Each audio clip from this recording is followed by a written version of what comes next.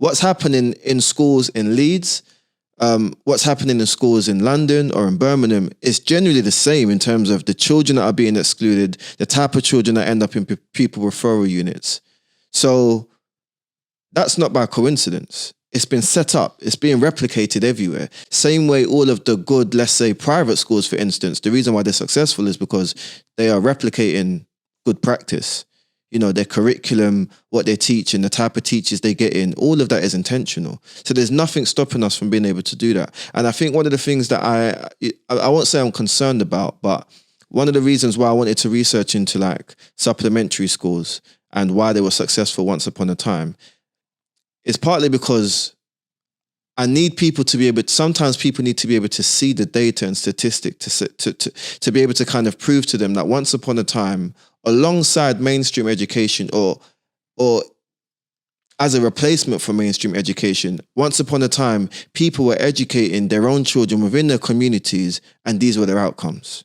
These are what these children got from it in terms of the educational outcomes, in terms of them developing an identity, in terms of them having a support system or a network or having principles and values. These were the things that come from that. And I think the reason why people might be hesitant around that idea now, not just because they're ignorant and think, oh, if it's not Cambridge, then it's not going to be good enough. I think partly because they don't see those results. They don't see what that's looked like. You know, Akala, someone that I follow quite closely, he's an example of someone that attended one of these, and he talks very proudly about that experience. It massively, I wouldn't even say it changed his life, but it enhanced his life ridiculously. And he talks about it till today. And we don't think about that as being part of his education. We only think about what we would go to from Monday to Friday. Of course. There's kind of like a shunning of like supplementary schools. And so what's happened over the last 10, 20 years is we see less of them. You know, we had I won't say famous, but we had these supplementary schools that had massive reputations in like areas like Hackney, for instance,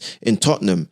How many of them do we see now? We don't see many of them. That's really interesting because like I went to a supplementary school, but a Saturday school for Arabic that was set up by my dad. And me and my brother both like are testament to it because we learned to speak and write and read Arabic through that school, which at one point had 120 kids. There you go. You know what I mean? It's not a small number. And especially in East London where you wouldn't think that there's that many Arabs.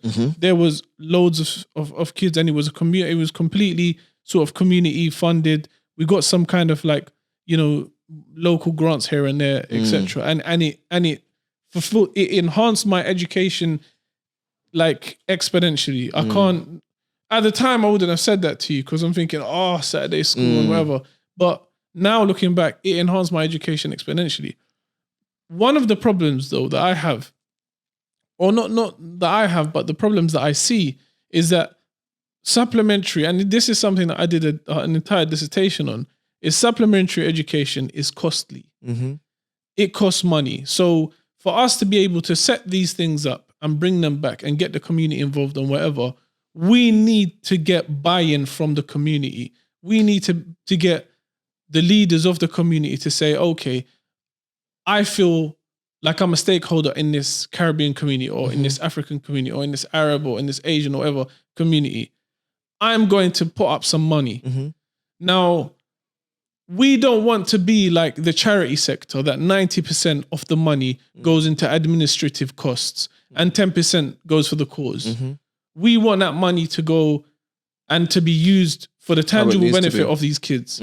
So this is the only problem I foresee is that do we have those willing contributors to say, you know what, I've got money? Because now we have people in all walks of life. We have, you know, BAME people in finance, in sports, celebrities, music, you know, like every sector you can imagine. We don't even have the excuse, but do we have the buy-in? Are they buying into this notion? Well, you know, again, some people I think will